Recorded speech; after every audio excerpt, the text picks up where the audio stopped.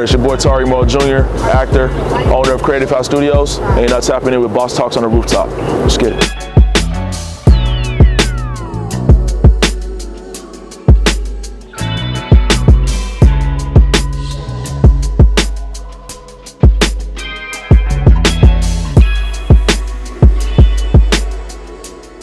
What's up, everybody? I'm Bryson Fowler.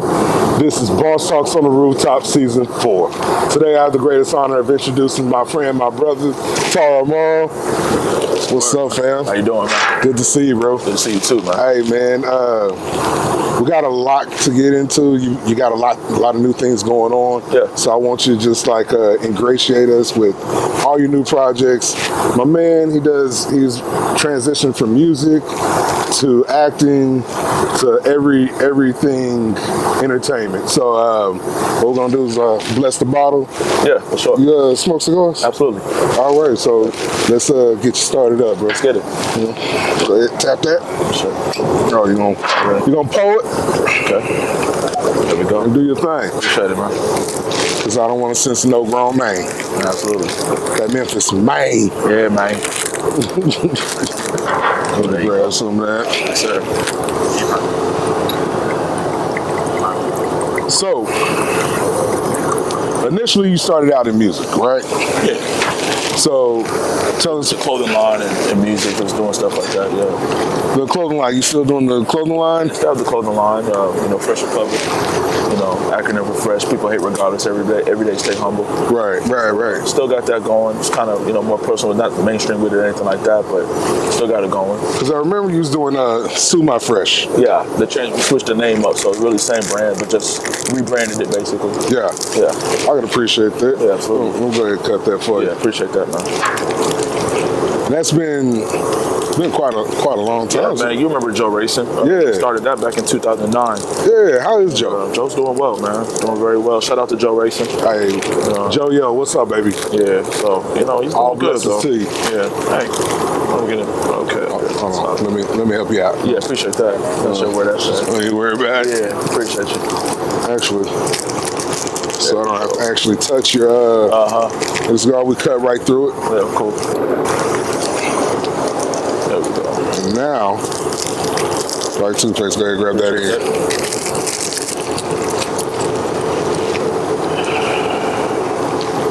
Now, what you're gonna do is, that's the other end, it's a V cut. Okay. So it's a smoother little cut. Okay.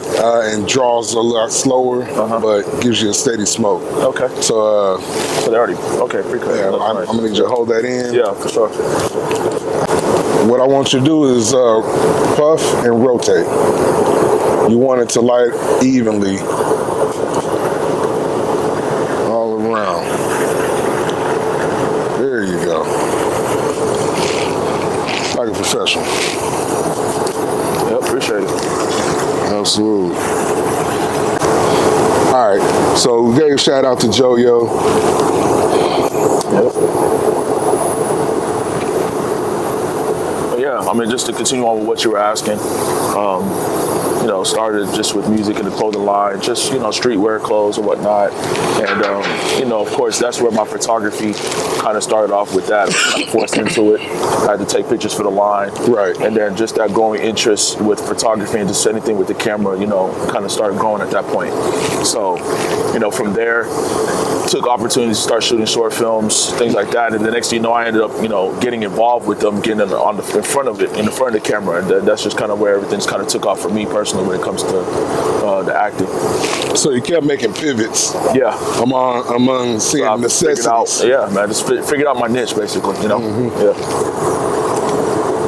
Because that's pretty dope, because you went from seeing that you needed to promote the brand. Correct. And you need a photographer. Yeah. So you picked up the camera. Yeah. And then when you picked up the camera, you're like, well, now I need models, and I need them to be ready when I'm ready. Correct. So you jumped in front of the camera. Yeah. And so then you turned into doing your own small projects. Yep. There's one you're doing like a jog scene. You do your own screenwriting? Yeah, I do have some things that I put together that I'll be actually getting to record here in the next several months. One of our personal projects, a couple in Atlanta, some here back in Dallas. Another shout out to D1 Owusu, Derek Owusu. He's the one that produced a lot of the short films that I've actually acted in or whatnot. So right. Him and Jeff Townsend, some good friends here in the Dallas Metroplex, where they're from as well. So shout out to them for really helping me get that kickstart as far as being in front of the camera, getting the opportunities to act and do some things before I had my opportunity to, do the Black Panther thing. Right. Yeah. And so I'm so proud of you with the Black Panther thing. I don't think you understand, because I've seen the journey from humble beginnings, and you're still moving forward with it. And then like I'm in the movie theater, like, hey, I know him. Yeah. I know that guy. And everybody's like, hey, shut up, no one cares. Right. No but one like, I'm like, hey, who are you? Yeah. Absolutely, man. Like, you know what I'm saying? Yeah. But it was just because like I took my daughter to see it. Yeah. You know what I mean? So I was like, hey, daddy, that's daddy's friend up there. And she's like, what? Right. And to see her light up, like it made me feel important, because she was like, oh, daddy, somebody famous. So like, gotta roll with that. yeah, I do. It cost me $50 to go to the movies. I was like, man. God damn. Hey, I appreciate that $50, man. We do, man. For real. So, on the set, did you have an opportunity to interact with Chadwick before he passed? Absolutely, yeah. Shot the first one, as you know, that one came out in 2018, so I got a chance to shoot that in 2017. So definitely spent a lot of time out there with him. Got to see him up close, got to see him from a distance, got a chance to have an actual, conversation with him, shake hands with him, introduce myself to him. Right. And at that point in time, I mean, as you know, RIP to him, he was dealing with some things, as far as health wise, and you couldn't tell he's been battling that all these years, or all those years he was battling it. Right. True professional, definitely inspiration. Definitely got a chance, to, like I said, spend quality time with him. And as you know, I drummed, in the movie or whatnot, for those watching. Yeah. And so the scene that I was able to be with him in, that opening waterfall scene for the first one, it was, he spoke about it, in interviews and stuff, and talked about the drummers, how we really just brought a lot of life to the set and kept everyone upbeat and just ready to go, ready to perform. And so he really had a lot of respect for us, and we had a lot of admiration and respect for him. So it was a great opportunity to meet him and work with him.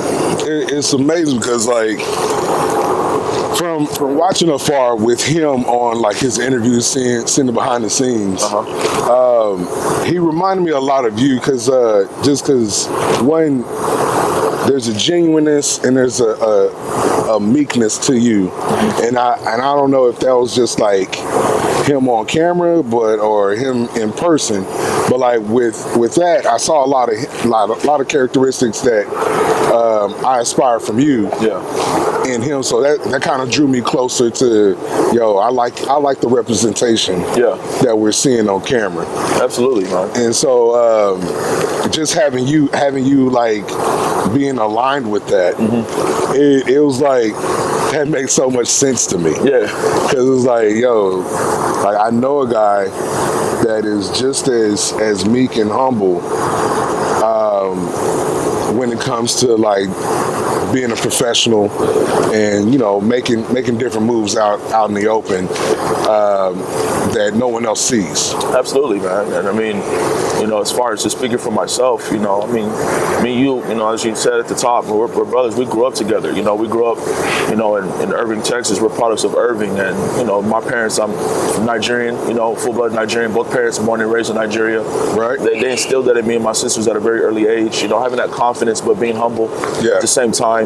Got to work hard for what you want at the end of the day, and just keep that determination. Keep pouring into yourself. Keep believing in yourself, and be in places where you have the opportunity to be respected, but you got to give that respect in order to earn it too. And so everything you're saying about him, I felt that same way when I met him. The first words, speaking to him and talking to him, he was speaking to me in the accent that he was using for Black Panther. Like he was in character when I met him. Really? I shook hands with him, and he wasn't even on set doing anything. He was just rehearsing off to the side while things were being shot. And so the opportunity to kind of walk up is very approachable. You know, So he's fully immersed. yeah, man. Like, so you met T'Challa, you didn't meet Chadwick. Right, at that point, right? The very first opportunity to shake hands with him, you know, I was meeting T'Challa, and he was speaking in the tone and accent, and it just, for me, I took a lot from that. You know, the work ethic was nonstop for him, right? You know, that's what I took from that opportunity of meeting him at the very, you know, first moments of me meeting him. So, you know, I took a lot from that, and that's something I add to my, you know, repertoire now as far as, you know, my work ethic with this craft. You know what I'm saying? Right. Especially with this craft, it's nonstop. You have to keep working hard just to even get to a position of, you know, getting an opportunity like that. Right. And, you know, just kind of giving a backstory from it, like the opportunity, like never saw myself going to Atlanta for anything. You know, I never aspired to go to Atlanta for no reason at all.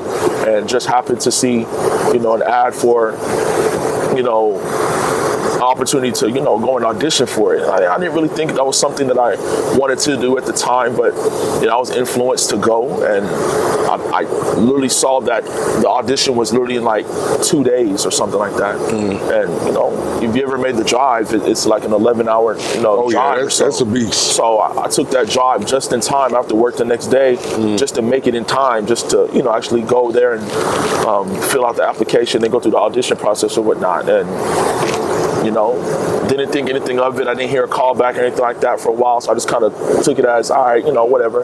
Didn't work out. You know, I'm not living in Atlanta. I'm in Texas, so that's not an opportunity for me, and I was cool with that. But just happened to be in church one particular Sunday about almost 3 months later, and was pulling out my phone in church to use the Bible app. I wasn't playing around. So I was using it for a real reason. Yeah, right. You know, hey, technology, you know, the Bible's on the app now, so I was opening that up, and I saw a phone call coming in. I'm like, I can't pick that up, so I'm not going to worry about it. Right. But then I saw an email came in, and it came from Tammy Smith Casting, and they're the ones that are responsible for a lot of the, you know, casting for Marvel films. Right. Oh, wow. And so seeing that email come in, seeing that they wanted to select me for it and things like that, it brought a lot of joy to my heart. And then the fact that, you know, it happened in church was very personal for me too, because again, growing up in the church, my dad being an ordained minister, you know, my mom singing in the church, we were raised in church, and our faith is very strong, you know, and as far as, you know, Christianity and Christ and things like that. And absolutely, you know, I've always been a firm believer that, you know, God will ordain things, you know, at the right time, right season for you and stuff. And for all of that to kind of happen, it was kind of majestic in a way, you know. Yeah. But God does the way, you know, He sees fit. So for that, and I needed to be back in Atlanta, like literally the next day. Right. So I literally had a few hours to just speak to close friends and family and let them know, hey, I'm about to make this trip, and I'm going to be gone in Atlanta for a while to shoot this film. Right. And the rest is history, man. So, you know, I'm very grateful for that opportunity, which also gave an opportunity to shoot the second one as well. Right. So, you know. So you said something that was profound, like you said, like it was majestic, and I'm a firm believer in divine alignment, right? So you're in church, you're going through your Bible app, and you see a phone, like, okay, boom, I got a phone call, can't really answer that right now, and then boom, I got an email, so okay, now it's real, you know. When you went into that process of learning, how do you get more opportunities for yourself?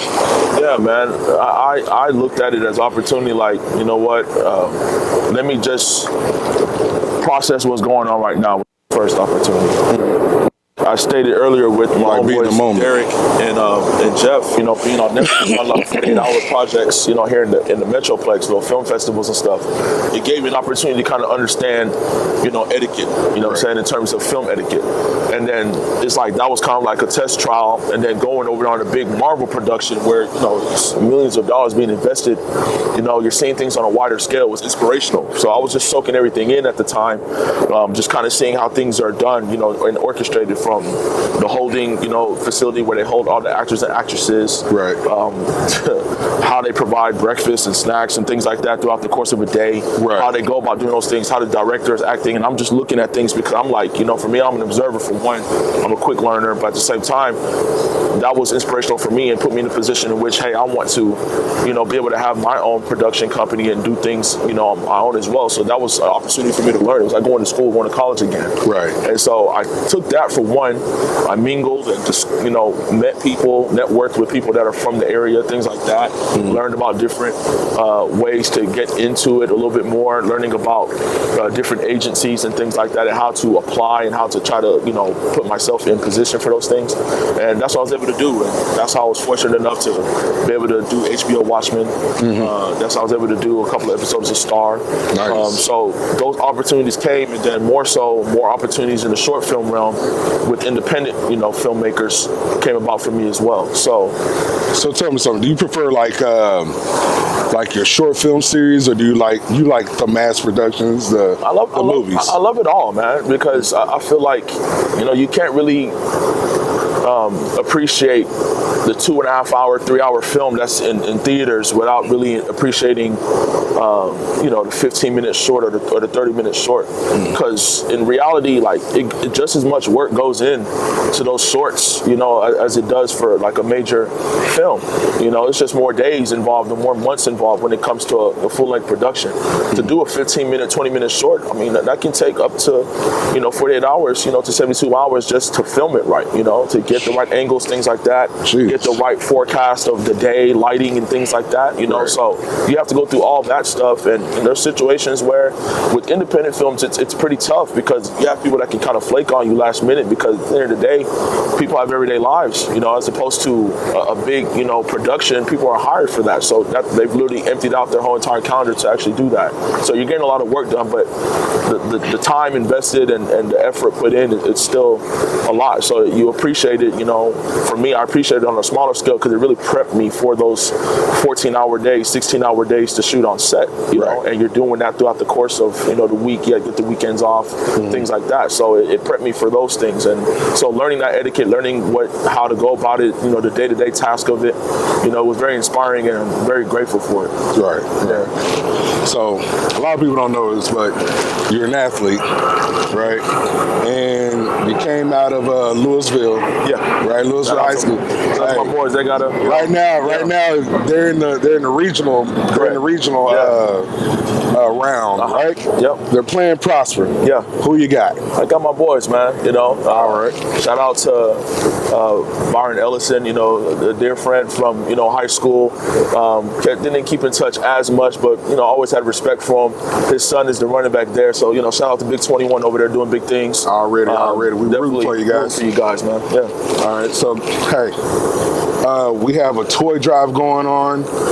Fowler Construction Roofing actually partnered with Marine Toys for Tots this year. Yes. So guys, go out, like, subscribe, donate.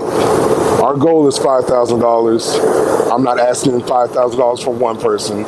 I'm asking as a community, collectively, collaboratively, let's raise this money for the kids this holiday season. Absolutely.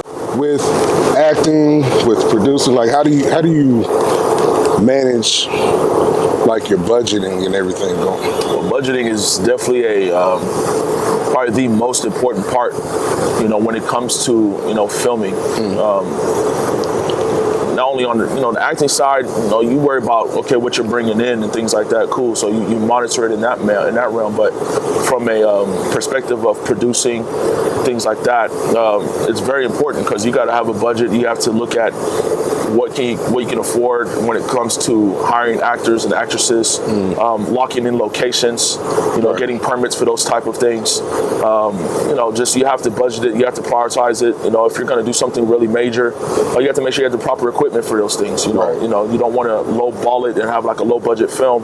No diss to anyone that does like films of that nature, but you see the difference in production. Right. And it's based on what you're investing at the end of the day. Right. If you're taking, something and you're getting like, a camera that's really not like the top tier quality of it, it might cost you a few $100, maybe close to $1,000 for that camera or whatnot. But if you're not getting the right parts for it, lenses and things of that nature, Right. Now your production is not going to look as top tier as far as the quality you want. So, Right. budgeting in that regard is very important. I mean, we're kind of close to tax season, so I know you're probably gearing to like understanding what assets were tax write-offs. Correct. That you invested over the year. Yeah. We have a company called Tax Time Pros. Okay. That we specialize in helping entrepreneurs in understanding like, hey, because you are a business, primarily everything that you do is potentially a tax write-off. So keeping up with your budgets, keeping up with your itemizations of purchases for different projects is huge, because you can write those off to lower your tax bill. Correct. And you know, being a 1099 contractor or being self-employed, you're responsible for your own taxes. Absolutely. And so we want to lower that tax bill as low as possible. Yeah. Right? So just wanted to throw that tidbit out there, and just understanding, like, you know, for those that are entrepreneurs that are into freelancing and doing the small projects, hey, that camera that you invested in, hey, put all the money in toward it, because it's a tax write-off. Yeah. So don't short yourself on the taxes, on your tax write-off, and don't short yourself on your production quality, right? Correct.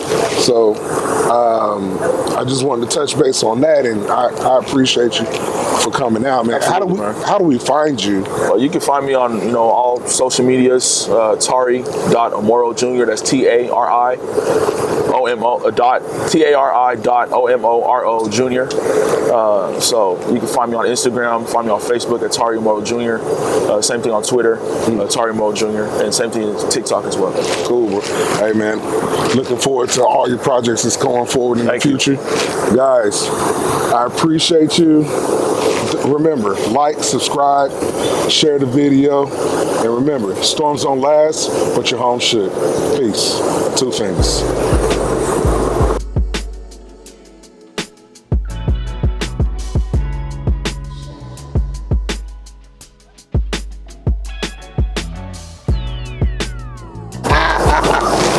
Sorry. All right, run it. Sorry.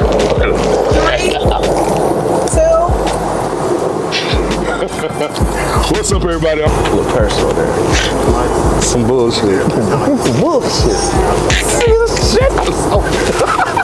Come on, motherfuckers.